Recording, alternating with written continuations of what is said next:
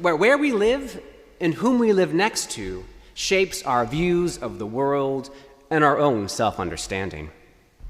In fact, I would argue that our very lives are comprised of the ideals of which individuals and communities create, and they're expressed through the very various groups to which we belong. That is, we grow and learn to be who we are in community. Our very understandings of what it means to live a good life, to be a good member of society, to know what life is all about, and how to make choices for ourselves are forged through the various institutions and communities to which we belong. Sometimes we choose these communities, and sometimes they choose us. Now, there are many communities and many conflicting worldviews. Sometimes their boundaries are fixed and rigid, and sometimes they're more fluid. Often we find ourselves living in the midst of overlapping allegiances that sometimes pull in different directions. Sometimes these public and sometimes secret commitments clash, and we experience an acute spiritual and cognitive distance. For we must decide how to feel and to think and to live for ourselves. And yet there are many voices that speak inside of our heads that tell us to think this, to believe that, to do this.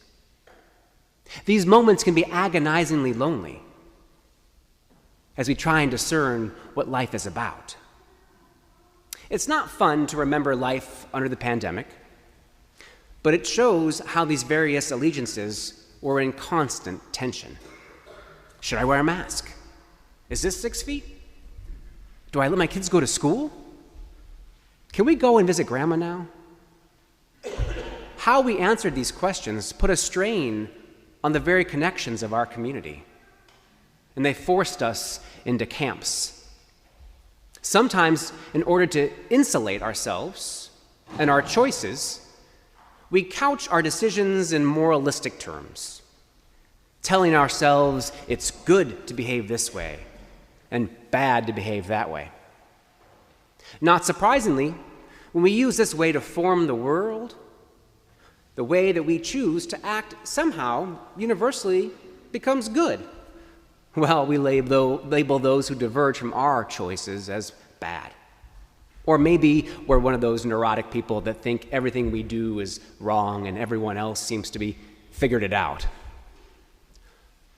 So what do we do when life puts our various commitments into conflict? When we're forced to choose, to figure things out? It wasn't too long ago that I remember struggling with my allegiance to the diocese and the bishop. In the fall of 2020, after several months of allowing congregations to resume their weekly services, the bishop decided that a surge of COVID would require congregations to stop meeting in person again. I was dismayed by this decision, and I felt pulled in various directions by my allegiances. I was committed to meeting the needs of my congregation, but I wanted to conform to the bishop's decision and direction. Luckily, I discerned a way around a simple binary, talked to the bishop, and we were able to continue to worship here in the midst of the pandemic. But it still left me with that question. What do we do when our allegiances are conflicted? When we feel like we're damned if we do and damned if we don't? How can we find a path out of the moralistic quagmire that pits a simple good against a simple bad? In England, they call it the goodies and the baddies, and they have pantomimes that accentuate in stark terms the villains who curl their mustaches nefariously and the good, innocent ones whom light shines upon. But we know that those simplistic offerings are just that, simplistic. Life is far more complex. I think today's story is a help in the midst of this difficult place. We discover that moralism has very little to do with the life to which Jesus has called us. The story begins when two unlikely groups band together to confront Jesus. The Pharisees join forces with the Herodians to slyly confront and debilitate Jesus with a divide and rule tactic, which is the stratagem that emperors and supreme authorities and leaders wield to cement their power divisively. In fact, the coalition between the Pharisees and the Herodians is highly unexpected, because whereas the former is critical of Rome, almost militarily so, the latter aligns with the Roman Empire to curry favor and to exercise some limited home rule. But their common interest binds them together. Their common interest to impair Jesus' authority and to crush his so-called kingdom of God movement by asking him a politically driven gotcha kind of question we're used to hearing in today's media. Jesus, is it lawful to pay taxes to Caesar or not? Taxes. Of course it was going to be taxes. They are confident that this question will trouble and alienate him because he would find it difficult to answer in either way.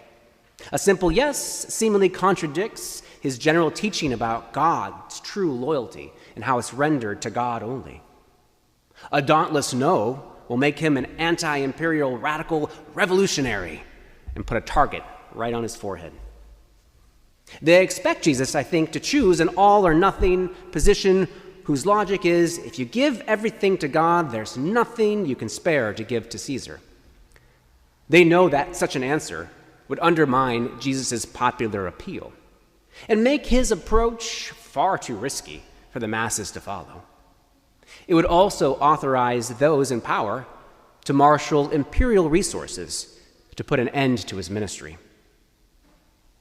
The text says, Jesus, knowing their malice, said, "Why are you putting me to the test, you hypocrites?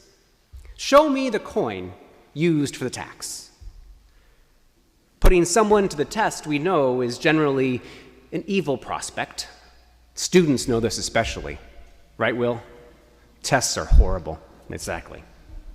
But it's not those kind of tests, of course. It's those kind of wicked tests where we try and discount, discredit, and cancel someone simply because we can. So Jesus calls them hypocrites because they know and teach who God is, but they do not do what they teach. They're supposed to know that loyalty to God does not necessarily lead to the rejection of empire. So he does not answer their question directly because they want him to operate under their same moralism that labels some good and others bad.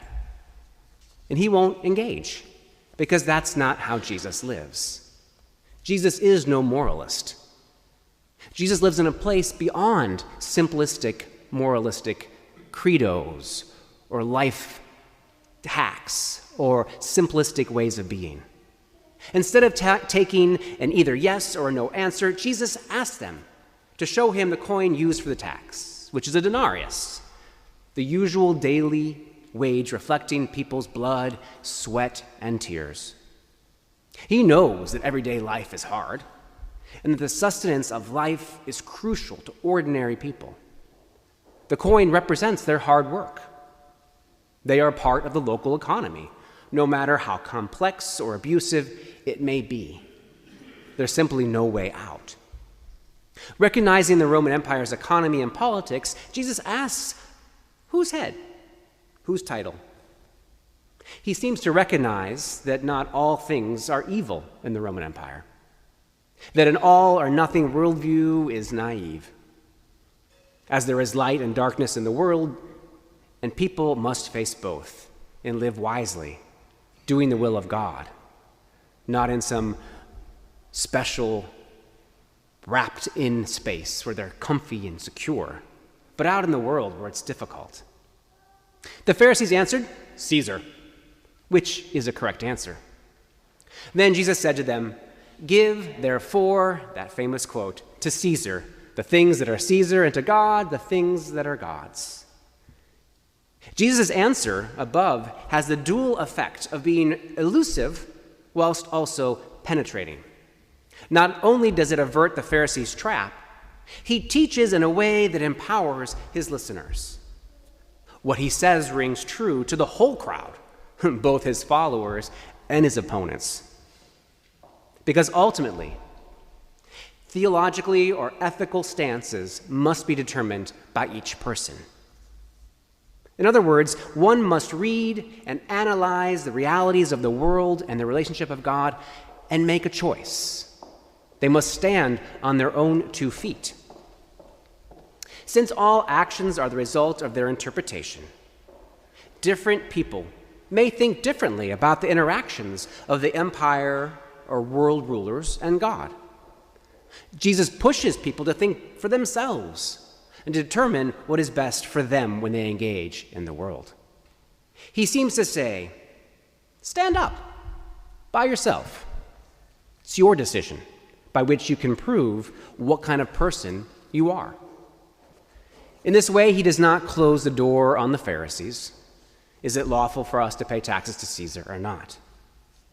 And yet people are then left wondering what it means to live in an imperial world that God is supposed to rule. What are we supposed to do? How can they know which or what belongs to God and what belongs to Caesar? If they know one way or another, they must be bold and loyal to their interpretation. In other words, they must bear the fruit of their interpretation.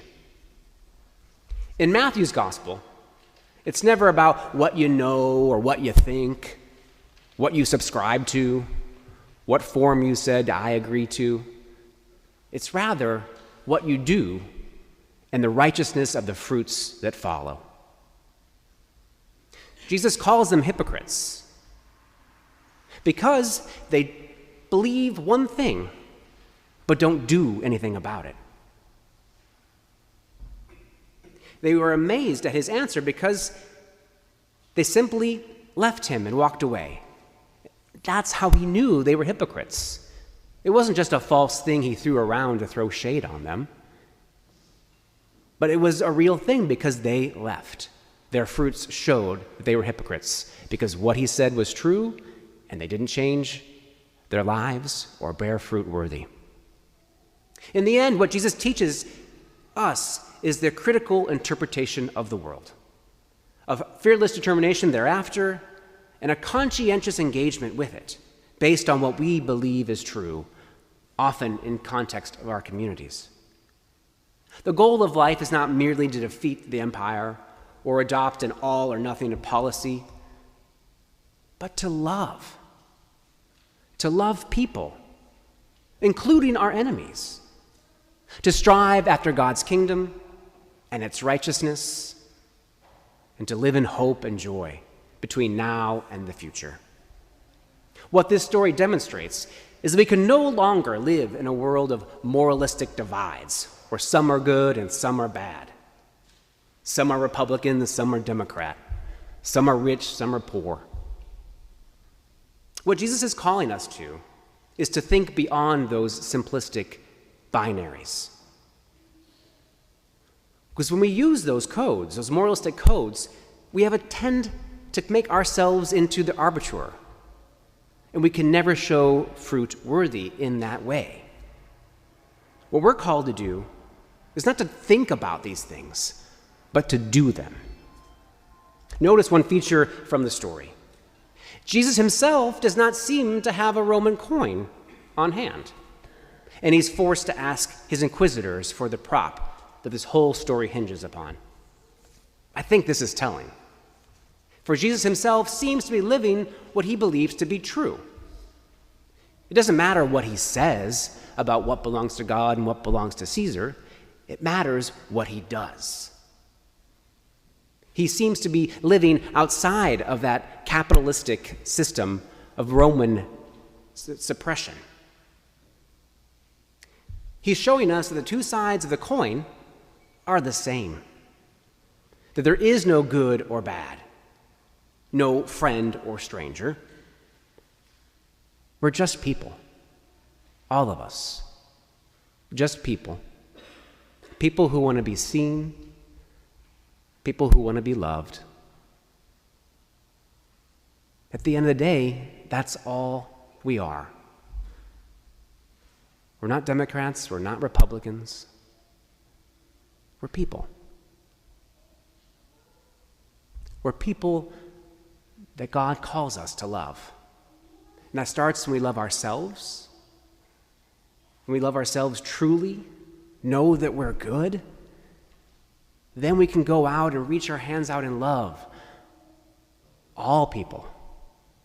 Not thinking about who's good or who's bad, but realizing that they're people like us. Today, let me remind you that we are part of a community, that we have another allegiance as well, that's not constituted by moral codes, by what we wear, by how we vote, but by love and by action and the fruits thereof. In our baptism, we took certain vows. Every time we baptize another person, we again affirm those vows to seek and serve Christ in all people, loving our neighbor as ourselves, and also to strive for justice and peace among all people, to respect the dignity of every human being. Today, will you love? Will you serve? Don't tell me the answer. Show me. Amen.